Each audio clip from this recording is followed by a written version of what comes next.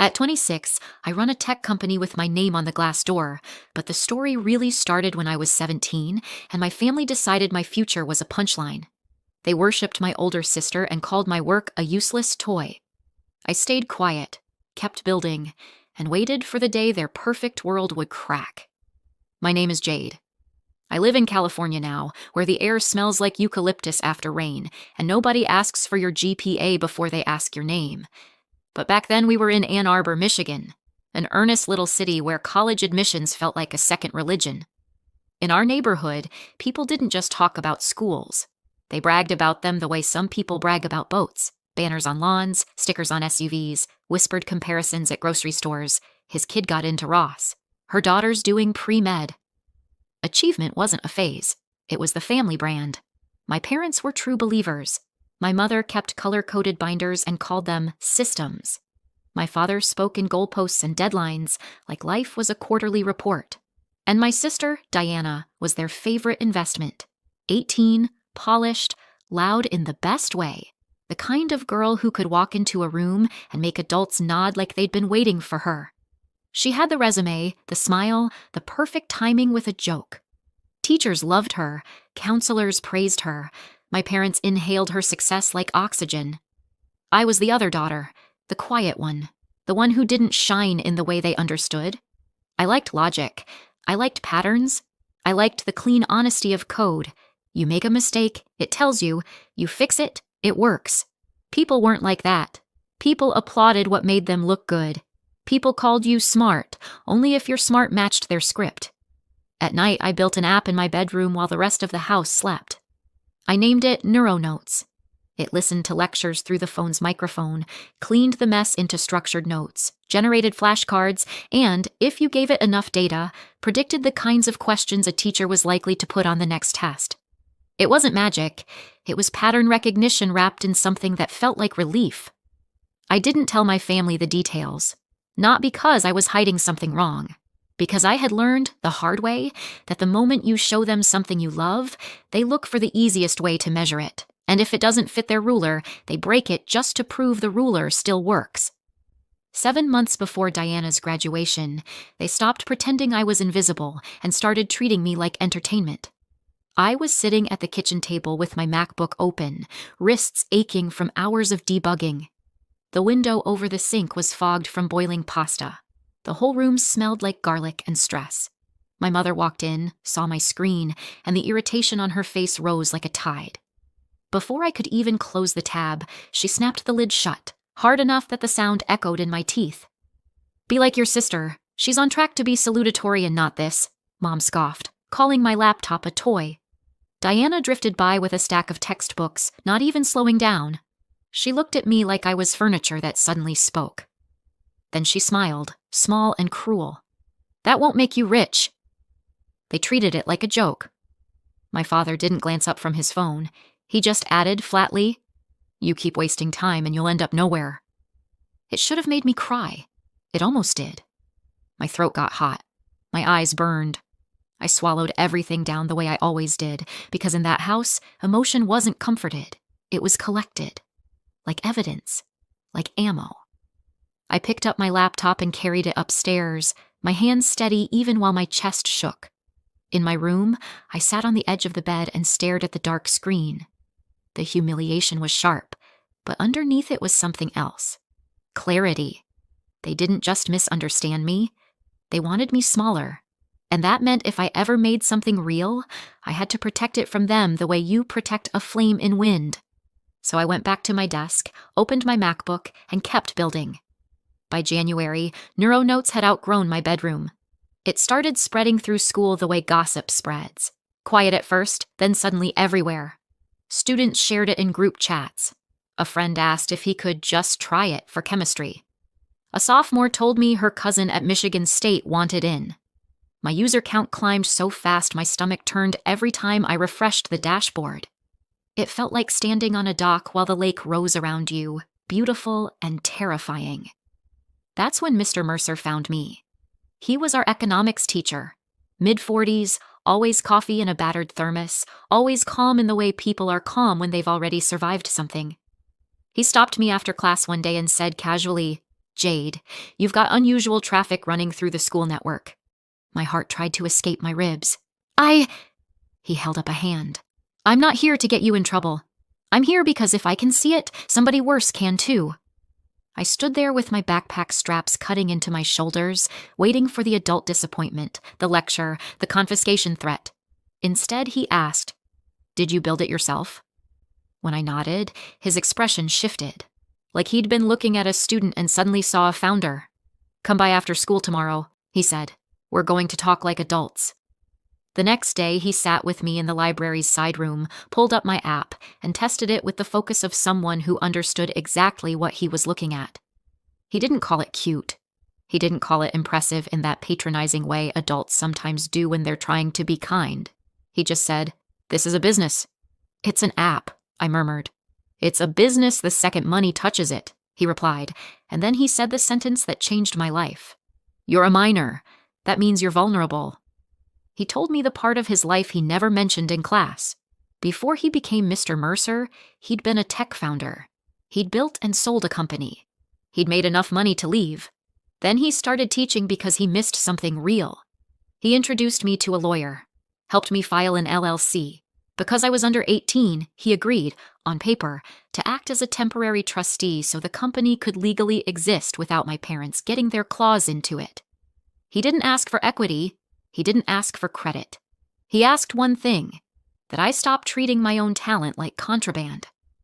"Promise me you'll document everything," he said one evening over diner coffee, sliding a folder toward me. "People don't just steal code, they steal narratives. They'll tell the world you were helped. They'll claim they supported you. Paper beats sentiment every time." I didn't fully understand who he meant. I assumed he meant strangers on the internet. I didn't yet realize the strangers I should fear lived in my house. By March, NeuroNotes had gone viral enough that I started getting emails from students I'd never met. I was thrilled and exhausted until I noticed something in my admin panel that made my hands go cold. A VIP user. Same IP address as our home router. I stared at it, blinked, refreshed. Still there. Then I looked at the timestamps. Late-night sessions, essay drafts, practice test summaries, flashcard exports, all from inside my own house, while my mother complained about screen addiction and my father lectured me about wasting time. The username was smug. Study Queen 18. Diana. I sat in the dark glow of my laptop while the house hummed softly around me. Dishwasher, heating vents, distant footsteps upstairs. Normal sounds, normal family. And yet I felt like I'd just discovered a trapdoor under everything. Part of me wanted to storm into her room, rip her phone out of her hand, demand she admit it. But I could already hear the responses. Denial, mockery, twisting it back on me. So I did what Mr. Mercer taught me. I collected evidence, server logs, IP traces, timestamps, usage reports showing how NeuroNotes had practically held her grades up like scaffolding. I saved copies in 3 places. I emailed a set to the lawyer. I told myself quietly that anger without proof is just noise, and in my family, noise always lost. In May, Diana landed an internship at a venture fund called Silver Peak Capital. My parents celebrated like she'd been knighted. My mother bought a new dress. My father posted a photo with a caption about proud parenting. Diana practiced her "I'm humble but brilliant" smile in the mirror. At dinner, my father raised a glass. "To Diana," he declared. "The future." Diana clinked her glass against his and looked at me like I was a smudge on the tablecloth. "Try not to make graduation about you," she said lightly. A week later, she walked into my room without knocking. I was working with NeuroNotes open on my screen. The logo, simple, clean, sat in the corner. She saw it, and her face changed the way faces change when a person recognizes money. "Wait," she said, stepping closer. "Silver Peak. They've been chasing this anonymous startup, viral, in education. They keep talking about it like it's inevitable." I kept my voice steady. "Okay." She leaned in, eyes glittering. "Why didn't you tell me?" "Because you called it a toy." She waved that away like it was nothing. "That was months ago. Listen, you're 17. You don't know how to negotiate. You'll get exploited. Let me handle it. Silver Peak will pay you." She paused, choosing a number meant to sound generous. 100,000. You sign over the rights, clean, easy, and I become the point person. This could launch my career. There it was, the real sentence. Not, this could help you. Not, we could do this together. Just her, climbing my work like it was a ladder. And my company? I asked. Diana's smile widened. Silver Peak would own it, which is good. You're a kid. You don't know how to run a company. I laughed once, quietly, like I couldn't help it. No, her expression snapped. Don't be stupid. You live under Mom and Dad's roof. They can make you. That night I heard them in the living room. The walls were thin in our house when it mattered. My mother. If she wrote it here, it belongs to the family. My father. We just need the passwords. She'll do what we say. Diana. She always folds. She'll fold. I stood in my doorway with my nails pressed into my palms so hard it hurt. It wasn't just betrayal, it was entitlement. The casual assumption that my life was a resource they could reallocate. 2 weeks before graduation, they called a family meeting. That phrase always meant one thing. You're about to be told what you owe. They were waiting in the living room like a tribunal. My father stood with his arms crossed.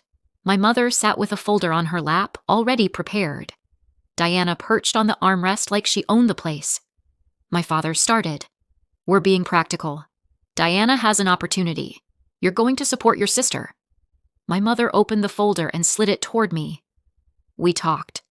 You're going to give Diana access, passwords, admin, whatever she needs.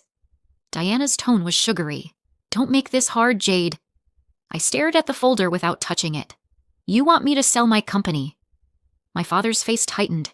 Don't get dramatic. You live here. We feed you. We've supported you. I almost smiled. Supported me by calling my work a toy? Supported me by snapping my laptop shut? Supported me by laughing while Diana stole my app in secret? My mother's voice softened. Her favorite weapon. Honey, you're young. You don't understand how the world works. Families do this. We sacrifice for each other. Diana leaned forward, eyes bright with hunger. For once, you can be useful. That sentence landed like a slap. Useful. Like I existed as spare parts. No, I said. My voice didn't shake. That surprised even me. I'm not signing anything. Silence stretched. Then my father's voice went cold. Then there will be consequences. My mother didn't hesitate. Then you can leave. Diana exhaled like she'd been waiting for permission to be cruel. Good. Go. I stood up. My legs felt light, like the decision had unhooked something heavy from my spine. I went upstairs, packed a duffel bag, and didn't rush. I took my laptop, my chargers, a couple of hoodies, the folder of printed logs I'd already prepared. I walked back downstairs. My father blocked the doorway. Don't come back expecting help. I met his eyes. I wasn't getting help. I was getting used. Outside, the air was sharp and humid like Michigan always is in late spring. I stood on the porch for 1 second, bag strap cutting into my shoulder, and realized I was shaking, not from fear of leaving, but from the shock of choosing myself. Mr. Mercer's car pulled up like he'd been expecting the moment. Maybe he had. He opened the passenger door and said simply, "Get in." The next day, his lawyer looked at me across her desk and asked, "Do your parents have access to the company?" "Not legally," I said. "Not legally isn't enough," she replied. "Not when you're a minor." That's when she laid out the option that felt like a controlled burn. Emancipation. Fast, legal, brutal in the way truth sometimes is. "It's not revenge," she said, tapping the papers. "It's protection." My hands shook as I signed. Not because I doubted the decision, because I could feel my childhood ripping in half. The hearing happened quickly. A fluorescent courtroom. A judge with tired eyes. My parents on the other side of the aisle, wearing outrage like it was formal attire. My mother cried on cue. My father spoke about values. Diana sat very still, face blank, like she didn't want guilt to touch her skin. The lawyer presented the evidence. The forced sale plan, the threats, the entitlement, the intent to profit. I answered questions quietly. The judge asked me, "Do you understand what you're asking for?" I swallowed. "Yes. I'm asking to be safe." When the judge granted it, my father's face emptied like someone had pulled a plug. My mother's tears paused mid-performance. Diana's jaw clenched hard enough I thought her teeth might crack. By the time graduation came, I was legally independent and emotionally scraped raw. I was also prepared. Diana walked onto the stadium field in her cap and gown, like the world was her stage. My parents sat near the front, smiling with the confidence of people who think they own outcomes. I sat in the back rows with Mr. Mercer and my lawyer, my hands folded, my heart steady. Diana stepped to the podium and began her salutatorian speech. She talked about discipline, late nights, hard work. The words came out smooth, almost too smooth, like she'd rehearsed sincerity the way she rehearsed everything else. Halfway through her sentence, my phone buzzed. Then Mr. Mercer's. Then the bleachers around us began to glow one by one, screens lighting up like a sudden constellation. At her graduation, my parents froze as every phone lit up. Teens app acquired for $13 million. You could feel the ripple. Murmurs turning into whispers. Whispers turning into a collective buzz that climbed the stadium like heat. Parents who'd never cared about technology suddenly leaned forward. Students gasped and shoved their phones toward each other. Diana's voice stuttered for half a beat. Then she forced the next line out, but the rhythm was gone.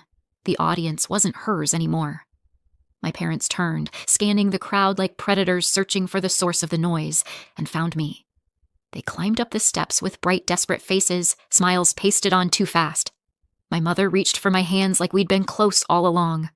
"There you are," she breathed. "Sweetheart, our girl." My father tried to laugh. "Jade, this is incredible. This changes everything." Behind them, Diana rushed up, eyes blazing. "What did you do?" she hissed. "You did this to sabotage me." I stood. The lawyer stepped forward first, voice calm and cruel in its precision. "As of last week," she said, "Jade is emancipated. You have no legal authority over her or her company." My mother's face flickered. Confusion, then panic. "That's real," I said softly, like code. "It either runs or it doesn't." Diana scoffed, trying to regain control. "Silver Peak still wanted a deal. You're a child. You don't know what you just—" "Actually," Mr. Mercer said mildly, "she knows exactly what she did." Down the aisle, a small cluster of adults wearing Silver Peak lanyards had stopped. Venture people have a certain look when they smell a story they can't buy. One man stepped closer, eyes narrowing. "What's happening here?" he asked. Mr. Mercer looked at him and nodded toward me. "That's the founder." The man's gaze snapped to me. Interest sharpened. Then it slid to Diana and my parents like he was reclassifying them as liabilities. Diana forced a smile that didn't reach her eyes. "Hi, I'm Diana. I interned there. I was actually going to—" I reached into my bag and handed her an envelope. "Before you do, you should hold this." Her fingers closed around it like it was poison. "What is it?" "Your hard work," I said, keeping my voice gentle. "Home IP logs, timestamps, essay uploads, test predictions, months of neuro notes doing your thinking." Her face went pale so fast it looked like someone had turned off the lights behind her eyes. "You're lying." "Open it," Mr. Mercer said. She didn't. She couldn't. She knew what lived inside. The Silver Peak man held out his hand. "Give it to me." Diana hesitated, caught between humiliation and survival. Then she handed it over. He scanned the first page, then another. His expression hardened slowly, professionally, like a door being locked from the inside. "We'll speak Monday," he said to Diana. "Don't come in tomorrow." Diana's mouth opened. "You can't." "We can," he replied. "And we will." My father stepped toward me, voice shaking with rage and embarrassment. "You're humiliating your sister." I tilted my head. "Like you humiliated me at the kitchen table?" My mother's eyes filled again, but now the tears were messy, not staged. "Please," she whispered. "We're family. We didn't understand. We were just trying to sell me," I said. The words were simple. They didn't need decoration. "You were trying to sell my future for her career." Diana's voice cracked into something ugly. "You ruined my life." I looked at her, at the girl who'd borrowed my toy while smirking at me, at the girl who'd tried to broker my work like she owned it, and I felt something in me settle. "No," I said quietly. "I ruined your lie." The Silver Peak man looked at me again, recalibrating. "Helix Learning acquired neuro notes?" he asked. I nodded. "They did." He offered his hand. "Congratulations." I shook it. Diana watched like she was witnessing her own funeral. My parents stood there frozen, as if they'd finally realized the daughter they dismissed had become someone they couldn't command. Their smiles collapsed. Their entitlement had nowhere to land. I walked down the bleachers with Mr. Mercer beside me and my lawyer behind us. The stadium noise swelled and blurred. I didn't look back. I didn't need to. The consequences were already moving like dominoes. Silver Peak fired Diana that day, not quietly, not kindly. A wolf ticket, Mr. Mercer called it, an internal note that told other firms exactly what she'd tried to do: deceive, steal, manipulate. Her shiny internship ended in public disgrace, and the people who used to nod at her now avoided her like a bad bet. My parents were left with the debts they'd taken on to keep her perfect path polished. Deposits, prep programs, tuition plans, all of it now exposed as an investment in smoke. They started calling within hours. First my mother crying, then my father furious, then my mother again softer, bargaining. "Jade, talk to us," she pleaded in one voicemail. You don't understand what you've done." I understood perfectly. My father's messages shifted tone the way storms do, threat to flattery to grievance. Proud of you, disappointed in you, we raised you, you owe us. He kept circling one idea like a shark: money, access, a share. Diana texted once. One line: "You stole my life." I stared at it for a long time. Then I deleted it. She hadn't lost her life. She'd lost her narrative. The glossy story where she was always the heroine and I was always the backdrop. Years passed. Helix Learning integrated my algorithms. I built again, sold again, built again. Each launch felt less like proving them wrong and more like proving myself right. Mr. Mercer stayed in my corner, never loud, never possessive, just steady. He still drinks terrible coffee out of battered thermoses and still talks like truth is a kindness even when it stings. Sometimes, late at night, when my office is quiet and the city lights blur beyond the glass, I remember that kitchen table in Ann Arbor. The sound of my laptop snapping shut, my mother's scoff, Diana's smirk, the way they laughed as if my work was a joke that would never end. Here's the moral I learned the hard way: people who belittle your dreams aren't always blind. Sometimes they see your potential clearly, and they mock it because they're hoping shame will make you drop it. Don't. Build anyway. Document everything. Protect what you create like it's precious, because it is. And when the day comes that your success lights up every phone in the room, don't waste the moment trying to convince the people who broke you to finally love you. Let them freeze. Then walk past them, steady, quiet, unstoppable, toward the life you built while they were busy laughing.